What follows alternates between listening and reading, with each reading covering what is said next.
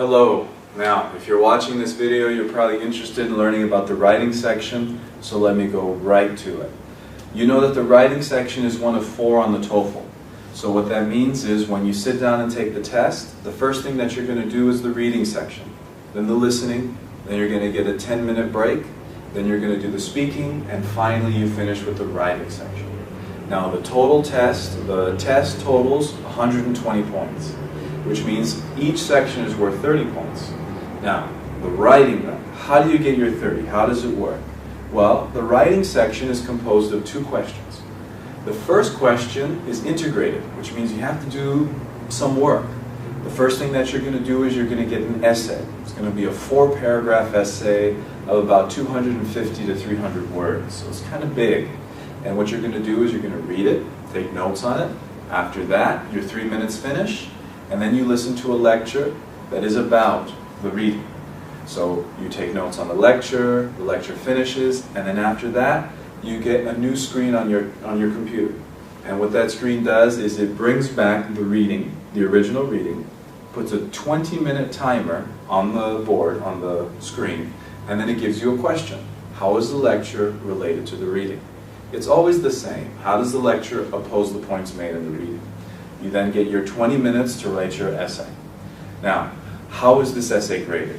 Well, same way as question 2. You get 2 different human beings who sit down and read your essay, and they assign you a score from 1 to 5. They grade you on a variety of different things. But the most important thing for you to remember is that for question 1, what you're graded on is word count. How many details do you have on your paper, in your essay? And those details come from the lecture. The next thing that they grade you on, of course, is your content. Are you accurate? Are you saying the correct information? The next thing that they grade you on is your grammar. How clear are you in communicating? And your structure. Do you have a nice, clearly organized essay? Though there are a lot of details that ETS releases, those are the key things that determine your grade. Because when those things suffer, that's when your grade gets lowered. And when those things are strong, that's when you earn a high score. So, again, that essay graded by 2 people from a scale of 1 to 5. That is then averaged, used to convert, along with question number 2, to a 30. Now, what's question number 2 about? Question number 2 asks you a question about your opinion. You have 30 minutes to read, understand the question, and write your essay. And the essay is graded in the same way. And, of course, they look at the same things when they evaluate your score there.